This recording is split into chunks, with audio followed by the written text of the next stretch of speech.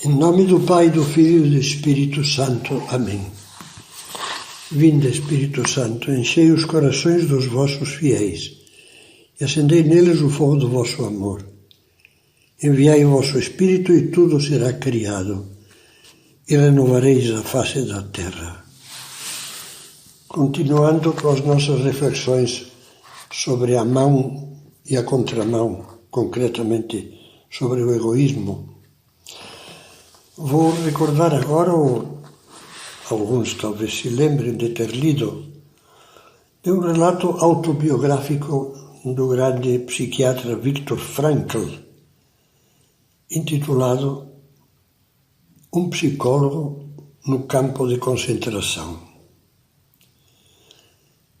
Viktor Frankl relata no livro o ambiente de profundo abatimento que se ia apossando do espírito dos seus companheiros de barracão, dos judeus confinados naqueles horríveis campos de concentração nazistas, à medida que as expectativas de libertação se afunilavam e o futuro aparecia cada vez mais sombrio. Era comum ouvir-se dizer, como ele relata, eu já não espero mais nada da vida. Que resposta podemos dar a essas palavras? Perguntava Frankl.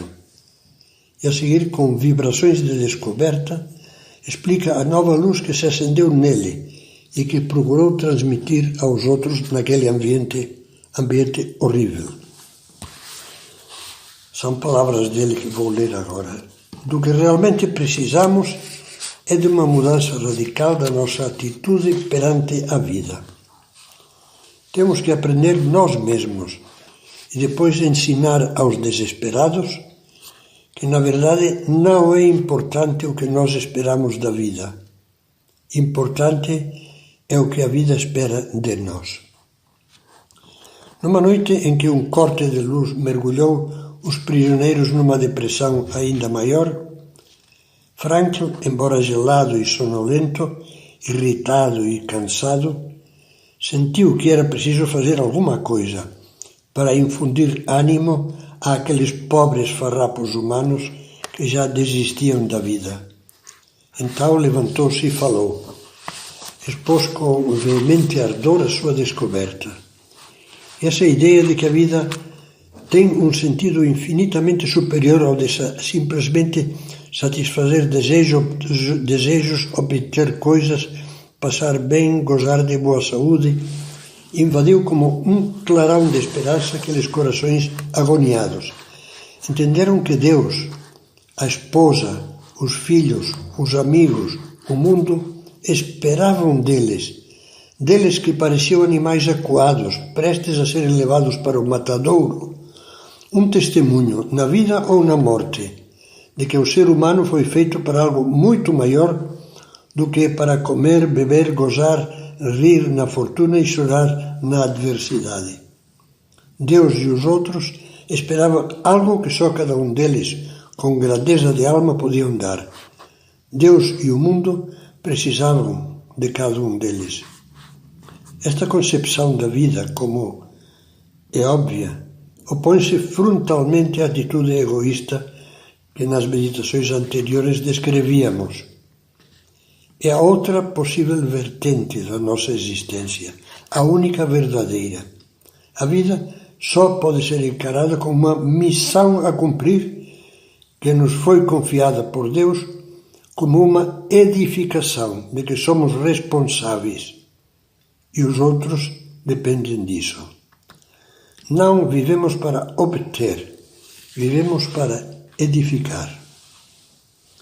O próprio Cristo utiliza a imagem da edificação para falar de nós.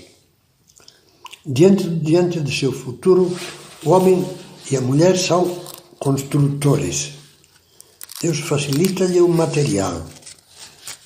Vai-lhe desvendando aos poucos as linhas mestras da obra a ser realizada. E o que Deus desvenda o compreendem as mulheres e os homens de boa vontade. E depois Deus estende a mão para ajudar-nos na tarefa. mas cada qual é responsável por fazer a obra bem feita. Jesus dizia: quem de vós, se quiser edificar uma torre, não se senta primeiro e calcula? Aprofundando na imagem da edificação, Cristo diz-nos ainda como se deve fazer o cálculo. Qual é a garantia de que a construção será sólida e indestrutível? Aquele que ouve as minhas palavras e as põe em prática, diz Jesus, é semelhante a um homem prudente que edificou a sua casa sobre a rocha. Caiu a chuva, vieram as enchentes, sopraram os ventos e investiram contra aquela casa. Ela, porém, não caiu, porque estava edificada sobre a rocha. Construir sobre a rocha, fazer uma edificação que nenhuma contrariedade, vento ou chuva, tremores ou enchentes possa abalar, só se consegue quando o alicerce sobre o qual se levanta é a palavra de Cristo. Aquele que ouve as minhas palavras e as põe em prática. É a palavra, é a mensagem de Cristo que indica a mão de direção que Deus quer deixar sinalizada no coração dos homens. A mão do amor. Amar a Deus de todo o coração, com toda a alma e com todas as forças. Amar o próximo como a nós mesmos, mais ainda como Cristo nos amou, que dizia: ninguém tem maior amor do que aquele que dá a vida pelos seus amigos. Este é o alicerce, este é o pilar firmíssimo, esta é a mão de Deus. Quando se vai por ela, como pela nossa mão de direção, descobre-se que a única coisa que a vida e as pessoas nos estão pedindo a toda hora é amor. Amor consistente na aceitação confiante da vontade de Deus e da sua cruz santa. Ou amor que aprenda, num crescendo que nunca termina, a compreender os outros, a desculpá-los, a perdoá-los, a servi-los, a dar-se sem cálculos nem mesquinharias. Quando nos decidimos a enveredar por esta senda, ficamos pasmados ao perceber que cada vez há menos coisas que nos pegam na contramão e nos fazem perder a paciência. Isto é assim porque cada vez se torna menor o egoísmo que trafega em sentido contrário ao do amor. Façamos uma pequena experiência.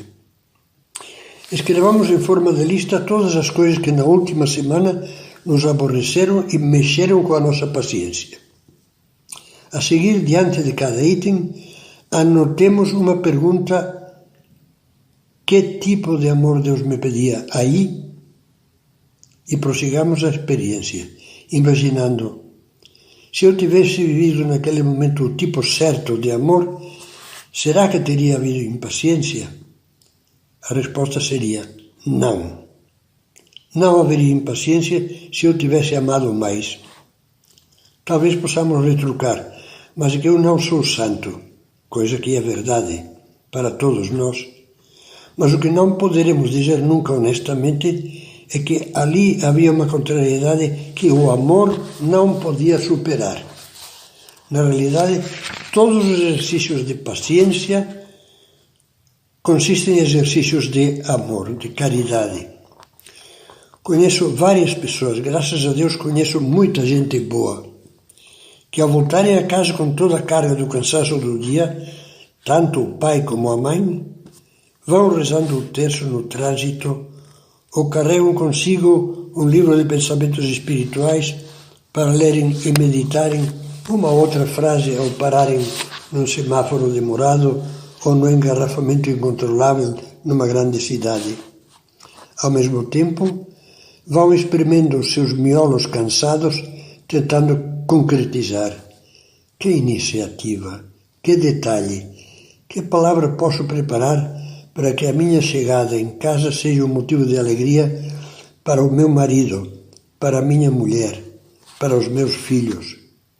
E assim, homens e mulheres cujo retorno ao lar antes era soturno e irritado, tornam-se, em virtude do amor a Deus e aos outros, que se esforçam por cultivar, tornam-se corações pacientes, que espalham a paz e a alegria à sua volta.